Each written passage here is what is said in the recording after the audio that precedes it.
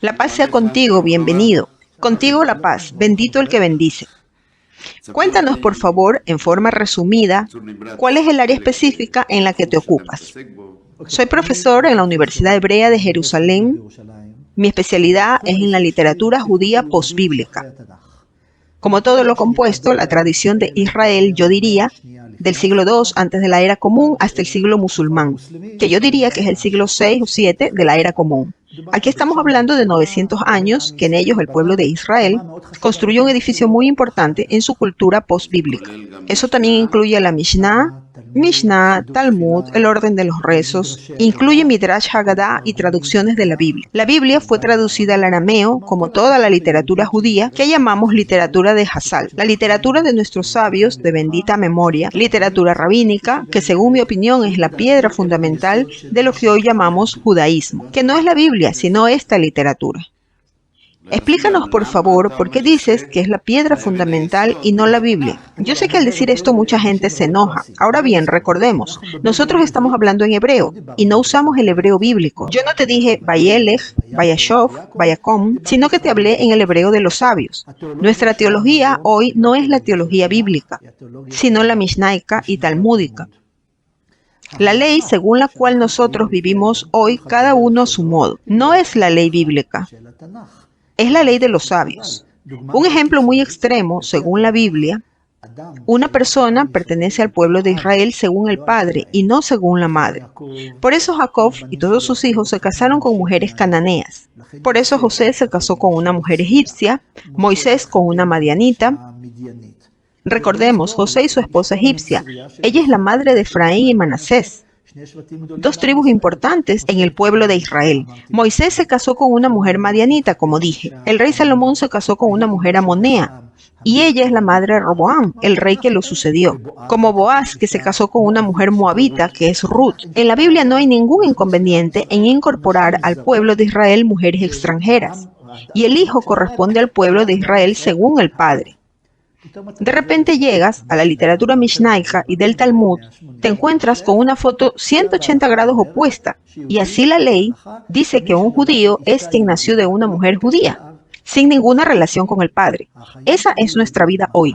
La vida es judía, la ley es judía, como la ley del Shabbat o de Krashut. Todo lo que te puedas imaginar no es bíblico. En la Biblia no hay sinagoga, no hay Kadish, no hay Kol Nidrei, no hay Bar Mitzvah, no hay Talit. Cualquier cosa que podría alguien dimensionar como algo judío, comienzas a buscar la raíz y no es la Biblia, sino la literatura rabínica.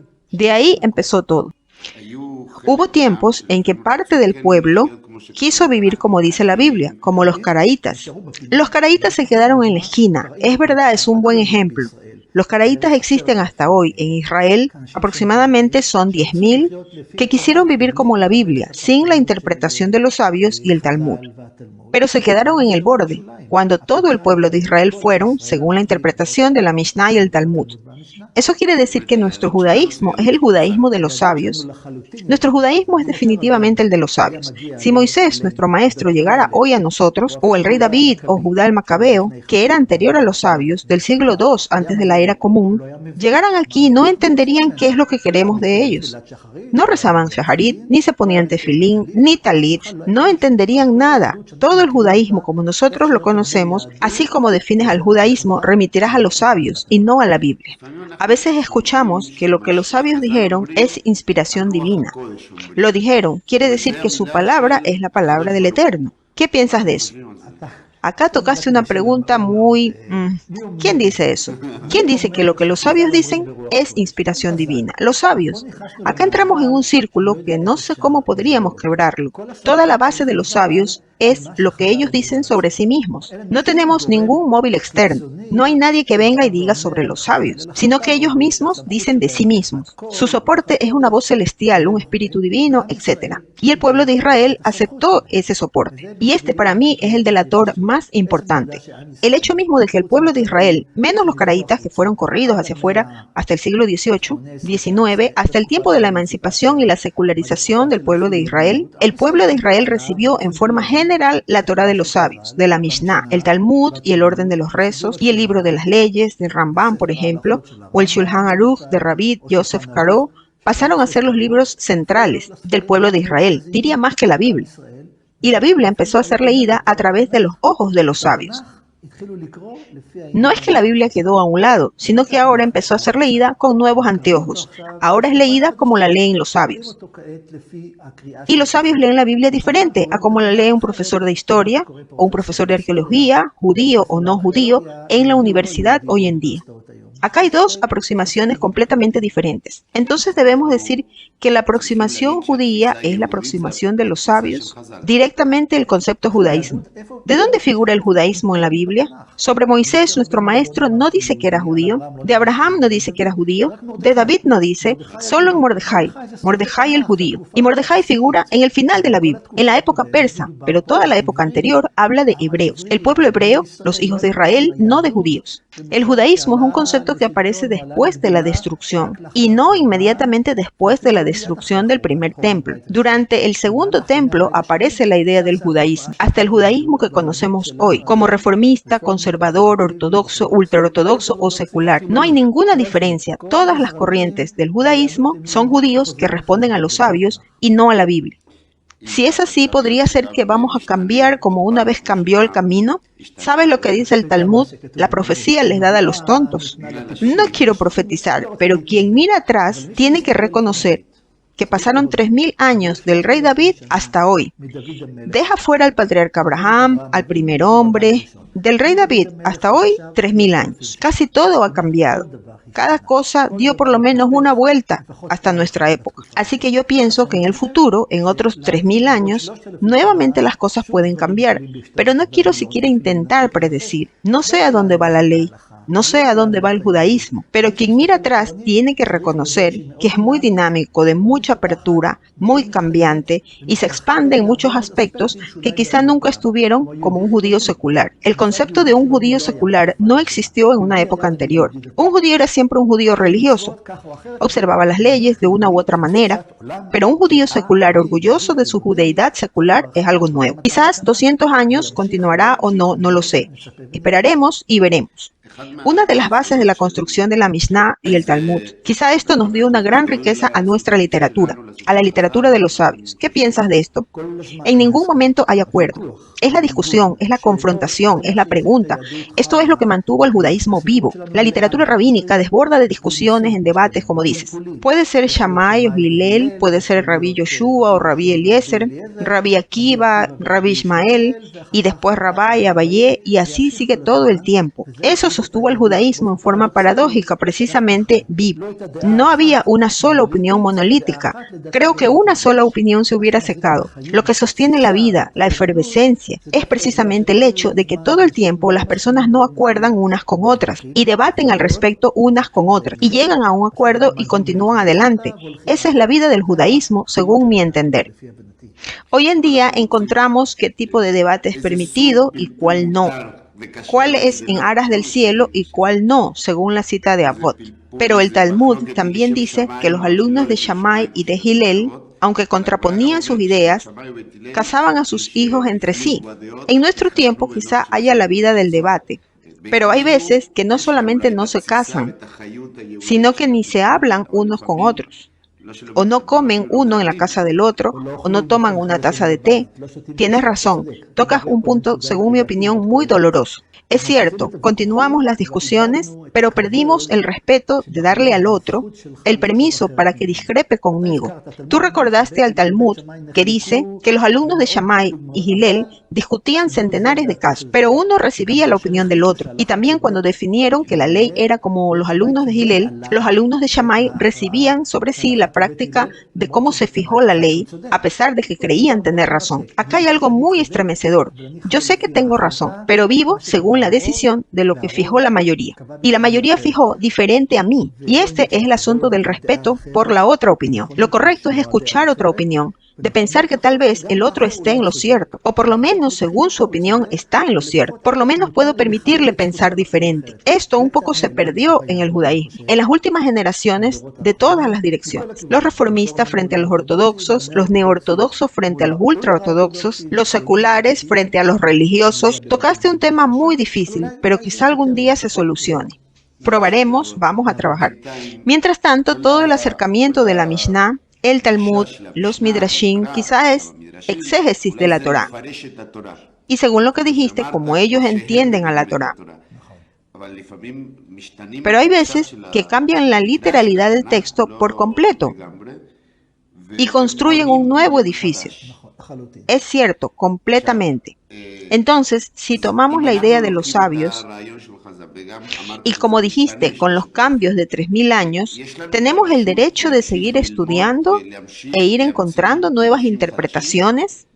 Por supuesto, eso es lo que hacemos todo el tiempo. Rashi en el siglo XI, Ramban en el siglo XIII, Rav Rafael Hirsch en el siglo XIX. Todo el tiempo las personas leen el texto de nuevo y encuentran nuevas explicaciones. Y esto es lo que dice el Tratado de Avot de forma explícita. Dale vuelta y dale vuelta, que todo está en ella, todo está en su interior. Lo que pasó en el judaísmo no pasó en ningún otro credo.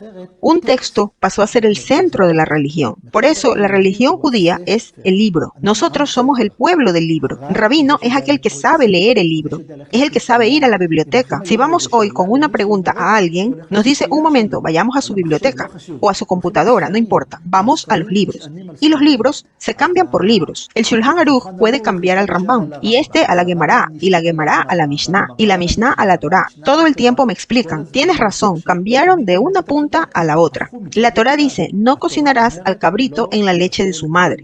¿Correcto? 3 veces. Literalidad. No es no. Cocinar es cocinar. No es hornear, no es asar. Es no cocinar.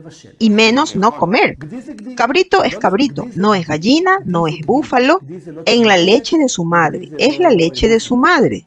Y no es la leche de su abuelita. Literalidad. No cocinarás al cabrito en la leche de su madre. No dice que está prohibido comer ni vender, dice solamente no cocinar. Eso es literalidad. Como yo entiendo la literalidad y yo entiendo hebreo, no cocinarás al cabrito en la leche de su madre, cada palabra está clara aquí. Y vinieron los sabios, después de varios cientos de años, de la Torah oral, y la Mishnah y el Talmud, y dicen que cocinar no es solamente cocinar, es también asar, y comer, y vender, y todo. Y cabrito no es solo cabrito, es también vaca y búfalo, y en un principio no prohibieron las aves. Como sabrás, en la época del Talmud, aún comían las personas aves con lácteos. Quiere decir que ellos no veían a las aves como carnes, como un cabrito. Más tarde prohibieron también la gallina con lácteos. Hoy hay quienes no comen peces con lácteos, porque los peces se ven como aves que se ven como carne. Quiere decir, todo el tiempo hay aperturas. Pero no sé qué es lo que el Eterno arriba piensa de su pueblo. Él dijo, no cocinarás al cabrito en la leche de su madre. Nosotros lo transformamos en la mitad de la vida de los judíos, en carne, lácteo, neutro, y 3 horas y 6 horas, y todo ese gran universo son cambios.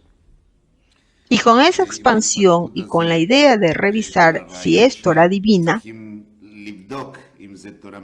las palabras de los sabios, ¿qué opinas de la aproximación a cada mitzvah de la Torah y de los sabios? ¿Es religión o es cultura judía? Una pregunta muy difícil. Primeramente, muchas mitzvot hoy no rigen porque cambió la época. Por ejemplo, el año sabático, según la Biblia, recordemos a quien no recuerda.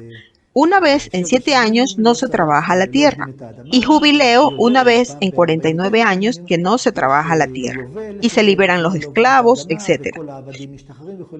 Acá tenemos un ejemplo de una misbah que ya no se cumple, como jubileo, que no existe directamente, o el año sabático, que en Israel la mayoría de las personas casi no lo cumplen, aún en las comunidades religiosas, porque es imposible en la sociedad moderna cada 7 años no trabajar la tierra. Entonces, como sabes, le vende la tierra a un no judío, y Prusbul y todos esos trucos. Como Hillel tuvo el descaro de inventar el Prusbul, la Torah dice que en el 7º año todos los préstamos son anulados. Es muy lindo en la época bíblica, porque era un préstamo en la época bíblica. Venía un vecino a tu casa y te pedía unas semillas para plantar en el campo, o algunos pesos para terminar el mes. Préstamos muy pequeños. Hoy en día se prestan millones. Hay préstamos de miles de millones. obligaciones. No se puede anular los préstamos cada algunos años. Entonces, el anciano Hillel, en el siglo I, antes de la era común, sintió la necesidad de solucionar este problema y anuló una mitzvah de la Torá. Pero él no dijo anulé una mitzvah de la Torá, y ese es el punto, sino que encontró la técnica que permite doblar la mitzvah de la Torá. En el mismo sentido, la Torá dice ojo por ojo. Y yo entiendo hebreo, ojo por ojo quiere decir me sacaste un ojo y yo te saco un ojo. Eso es literalidad. Vinieron los sabios y dijeron no, y explicaron, no es un ojo por un ojo, sino es el daño del ojo. Lo que se paga es el daño. Es otro ejemplo, que explicaron la Torá y la interpretaron de una forma nueva, y así fue recibida. Hay ejemplos que se pueden traer de todas las direcciones, de casi todas las leyes de la Torá. Así sucedió. En la lectura de la Torá de esta semana estamos leyendo del hijo rebelde y la Guemará en Sanedrín lo anuló por completo. No hubo ni habrá en el futuro, ni será creado. Entonces, ¿por qué está escrito en la Biblia? Para estudiar. Acá hay un nuevo punto. Estudia y recibirás la paga. Toda la narración del hijo rebelde, que es aparentemente en su literalidad un hijo que no se comporta bien, se le advierte y si continúa se lo castiga con la pena capital. Y todo el pueblo de Israel verá y temerá. Viene la Mishnah Sanedrín, un capítulo entero, no hubo ni habrá. Entonces vuelve la pregunta a su lugar. ¿Por qué está escrito en la Torá? Para estudiar. Aquí nosotros tocamos un punto muy importante en el judaísmo en general. Es el estudio, la necesidad de estudiar. El ideal en el judaísmo es el erudito, no el adinerado, ni el héroe, ni el famoso, sino el erudito, el que sabe, el que estudió. El judaísmo aprecia, o por lo menos siempre apreció al erudito, al que sabe, el que estudió. Por eso, todo el capítulo del hijo rebelde está para que lo estudies, te ocupes de él, lo interpretes, lo juzgues, lo expandas, te ocupes de él. No tiene ninguna implicancia práctica, sino que el estudio es lo principal en el acontecer de lo que llamamos judaísmo. Interesante lo que nos estás enseñando. Eruditos, el pueblo del libro, da vuelta y da vuelta en ella, cómo las palabras de los sabios estudian, intentan explicar e interpretar y expanden la Biblia hacia una cultura judía. Pero hay quienes preguntan, yo no soy religioso, ¿por qué estudiar el Talmud o la Biblia o la Torá si no soy religioso? Soy judío. ¿Qué le responderías? ¿Cómo lo acercarías al estudio y al libro? Empezaría antes que nada con un poco de historia. Le explicaría que en la Biblia hay 3 caminos, por medio de los cuales el Eterno y la persona se pueden comunicar. El primer camino es el profeta. El profeta viene y dice, así dijo Dios, etc. Y también las personas iban hacia los profetas para preguntarles, y los profetas volvían con las respuestas. El judaísmo anuló el concepto de la profecía. No hay más profetas. Si hoy viniese una persona y dijese que Dios habló con él, no se lo tomaría muy en serio. Segundo, en la Biblia hay sueños. José sueña, el faraón sueña, Jacob sueña, Nabucodonosor sueña, hay sueños. Y ellos creían que los sueños venían de afuera, del Eterno, para decirte qué sucedería, qué se hará. También los sueños, el judaísmo los anuló, no tienen entidad. Los sueños son finalmente algo que viene desde dentro de la persona. Eso es Freud. Y después también estaban las ropas del sumo sacerdote. El sacerdote tenía el Hoshen y el efod. Y con estas ropas del sacerdote se podían recibir respuestas divinas. Eso también desapareció. No hay más profecías, no tienen sustancia los sueños, no hay ropas sacerdotales. ¿Y qué hay en lugar de todo esto? El libro. En su lugar ahora está el libro. Al libro nos dirigimos, en lugar del sacerdote y del sueño. En lugar del profeta tenemos un rabino. En la Biblia no hay rabinos. Busca en la Biblia la palabra rabino. No hay rabinos.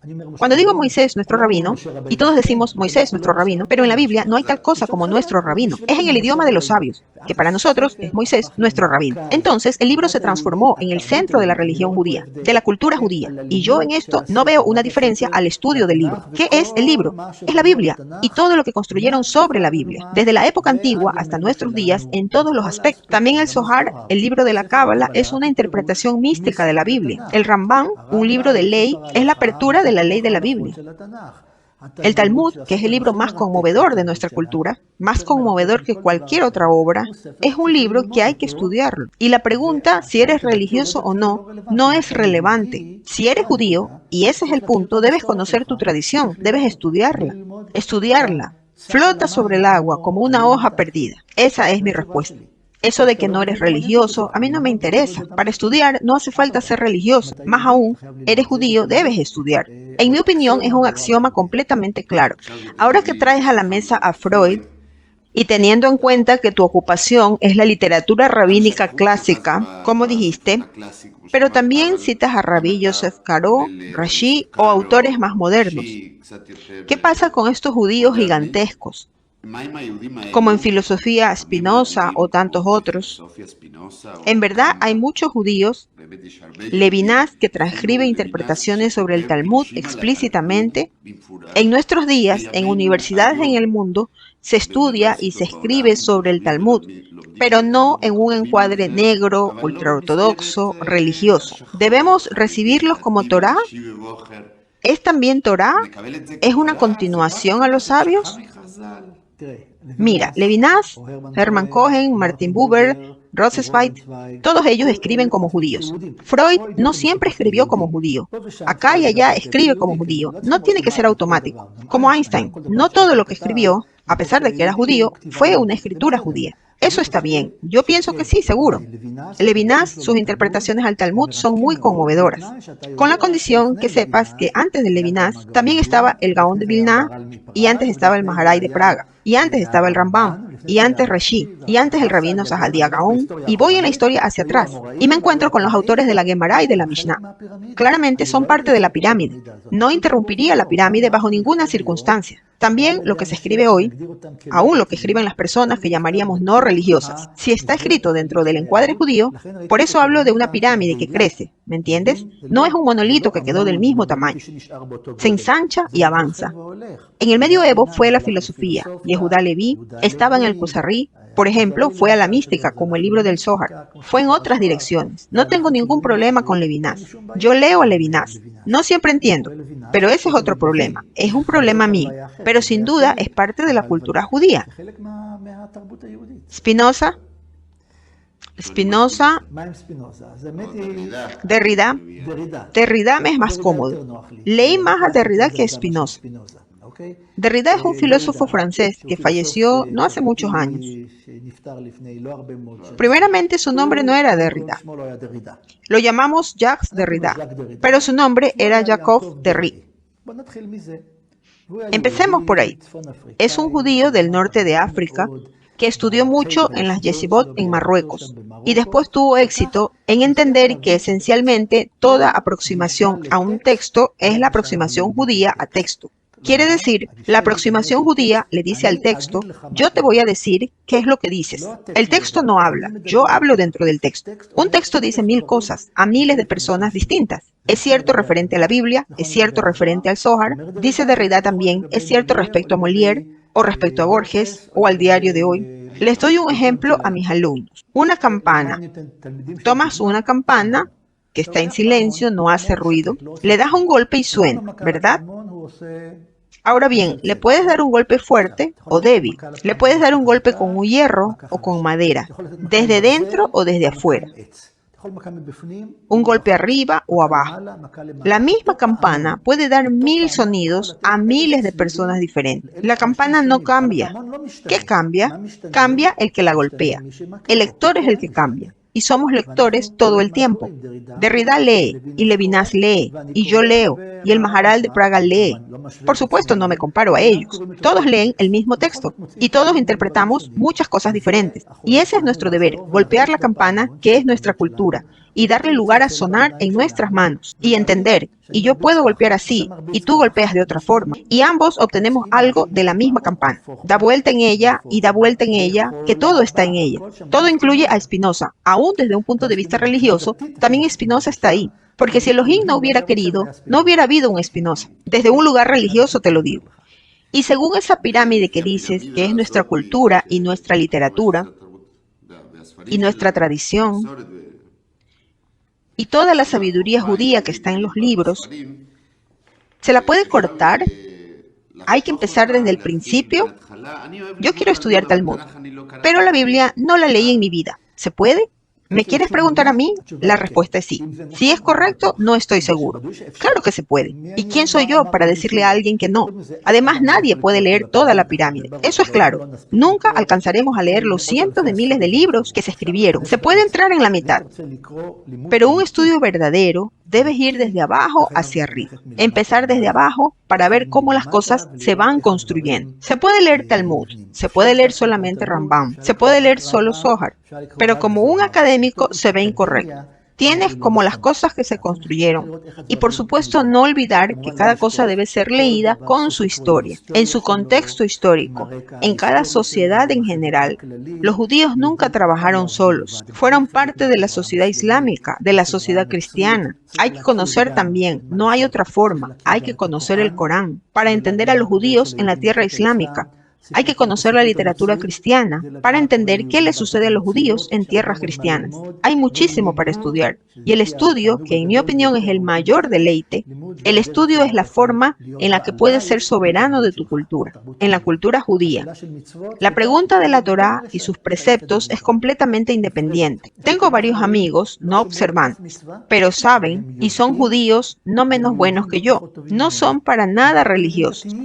Los judíos no menos buenos que yo y muchas veces mejor que yo, pero ellos estudiaron. Y el estudio es el punto fundamental que quiero enfatizar. También en mis conferencias aquí en Argentina y en cualquier otro lugar en el que enseño, como enseñé en una veintena de países. Siempre vuelvo a este punto. Vinimos al mundo para estudiar. Ese es el objetivo. Una pregunta existencial. ¿Qué hago en este mundo? Nací por la fuerza, ¿correcto? Tratado de Avot. Contra tu voluntad vienes. Un día saldré del mundo por la fuerza. ¿Qué hago en la mitad? ¿Qué hacemos entre este momento y el siguiente? ¿Cuál es el sentido de la vida? Yo digo hacer el bien. Hacer el bien a los demás, a ti mismo y aprovechar la inteligencia. En nuestras oraciones decimos, tú le das a la persona entendimiento. El ser humano recibió más sapiencia que los animales. ¿Qué diferencia hay entre yo y un ganso o un perro? Que soy más inteligente, tengo más posibilidades de utilizar mi inteligencia. Como ser humano vengo al mundo para hacer eso, estudiar. Interesante, también ese detalle que nos aportas, que hay que estudiar el contexto histórico, lo que pasa en los alrededores. En muchas oportunidades hacemos cosas que creemos muy judías, pero vinieron del exterior. Seguro, por ejemplo el Kadish. Creo que uno de los símbolos más claros de ser judío es decir el Kadish. Una persona fallece, en el cortejo se dice Kadish.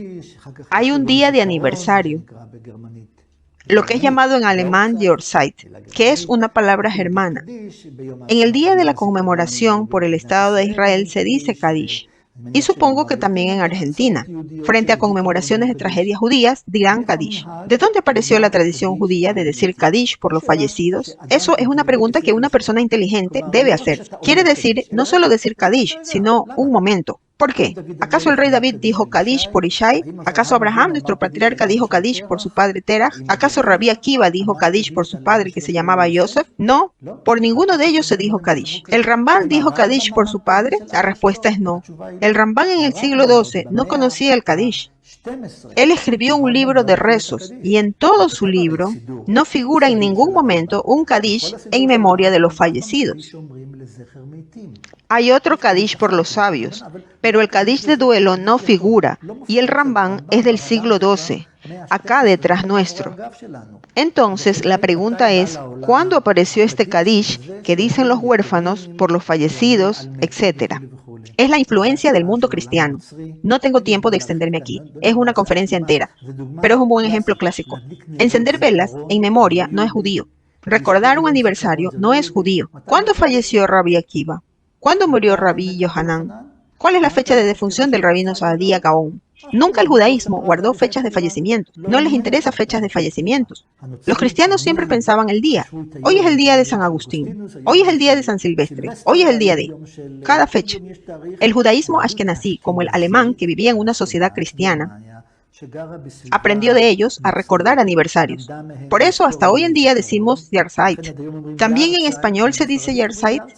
Los Ashkenazim dicen Yahrzeit, que no es en hebreo, es alemán, por la influencia del ambiente alemán. Aún en Israel, los judíos sefarditas dicen Yahrzeit, porque lo aprendieron de los Ashkenazim. Ellos no conocían algo así en la cultura oriental clásica. Aprendieron a llamar a esto Yahrzeit y encender velas en aniversarios como en las iglesias se encienden velas. Eso no existía en el judaísmo hasta un determinado momento. Este es un ejemplo, y podemos poner muchos más. Como el judaísmo siempre fue una parte de su entorno, él dio mucho a su entorno y también absorbió del ambiente. Por eso el estudio académico. Y yo soy un académico, no soy rabino, soy profesor. El estudio académico exige conocer la historia, la geografía, aprender lenguas. No puedes aprender el hasidismo polaco sin saber polaco, no puedes. No puedes entender al Rambán sin saber árabe. Él vivió en una sociedad árabe. No puedes entender el Talmud sin saber arameo. Tienes que estudiar las lenguas que los judíos hablaron, saber la historia. Y solo entonces verdaderamente comprendes la riqueza incalculable que la cultura judía tomó para sí. Muy interesante. Podríamos hablar muchas horas, pero para empezar a cerrar, veamos si podemos un poco sintetizar, a ver qué opinas sobre eso. Tal vez hoy vengan nuestros maestros Moisés y Rabbi Akiva y no reconozcan qué hacemos como judíos, pero si nos van a ver debatiendo con respeto, se sentirán en casa. Hay una historia muy conocida en el Talmud de Babilonia, de los más famosos que cuentan de Moisés, nuestro maestro, que vino a la casa de estudio de Rabbi Akiva, ¿verdad? Tratado de Menajot. Vino a la casa de estudio de Rabbi Akiva y no entendió nada. Mira, nuestro maestro Moisés sentado en la casa de estudio en la última fila. Rabbi Akiva habla y él no entiende de qué habla. Y mientras tanto, habían pasado unos 2000 años. Entonces, uno de los alumnos preguntó a Rabbi Akiva, maestro, ¿de dónde sabes? Y le respondió, fue una ley que fue dada a Moisés en el Sinaí.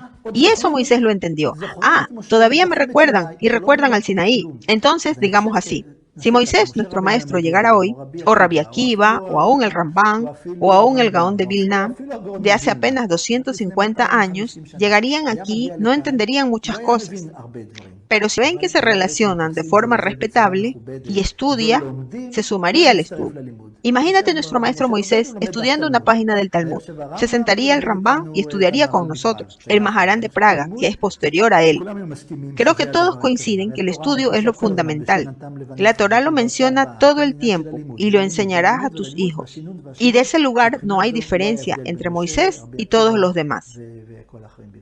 Entonces nosotros seguimos, después de más de 3000 años, enseñando y estudiando en debates que es una forma judía y con respeto, que es lo que nos falta en muchas cosas que hacemos y que construyen nuestra identidad judía y nuestra cultura judía, que muchas veces no vinieron de la Torá.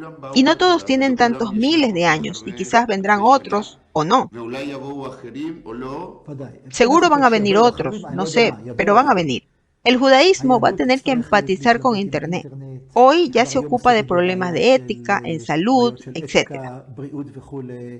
Algún día el judaísmo tendrá que resolver el tema del matrimonio entre personas del mismo sexo, problemas de adopción, donación de esperma, etc. No hay escapatoria.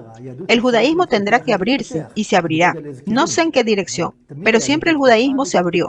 Tal vez no lo suficientemente rápido, pero hay una sensación a veces que el judaísmo es cerrado. No es cierto, corre adelante todo el tiempo, pero la realidad corre tan rápido que el judaísmo no llega a alcanzar.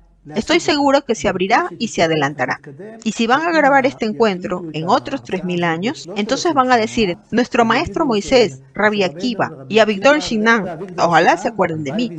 Si vinieran hoy, no entenderían qué pasa. Eso es lo que va a pasar, seguro, en algún momento. Si pensamos así, esperemos que la mayoría del pueblo judío, aquellos que se identifican como judíos, que vengan y estudien y se comporten fundamentalmente con respeto. Pero hay una parte del pueblo que dice que hay que estar fijos.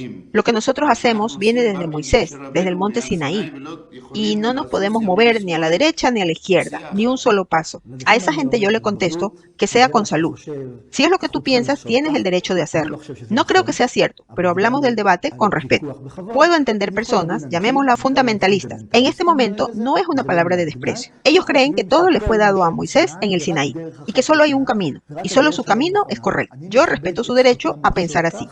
Y les pido a ellos que piensen que yo también puedo pensar diferente. Soy un judío religioso, moderno, sionista. Yo sí le doy la mano a una mujer. Hay quienes no lo hacen. Algo pequeño, pero es un ejemplo clásico. Pienso diferente respecto del lugar del sionismo y su importancia y la importancia del Estado de Israel. Yo rezo por el Estado de Israel. Muchas personas no lo hacen. Quiere decir que hay diferencias. Como te respeto, te pido que me respetes. No te pido más. No vayas como yo en mi mismo camino. Respétame. Nos podríamos sentar juntos frente a una hoja del Talmud y estudiar juntos. Muchas gracias. Que tengas una estadía agradable en nuestro país, Argentina. Para nosotros es un gran honor que estés con nosotros. Disfrutamos de tus clases y tratamos de aprender y enseñar y crecer en nuestra identidad judía y en nuestras prácticas. Que sean con éxito las clases que te faltan y muchas gracias. Muchas gracias. Disfruto mucho estar aquí.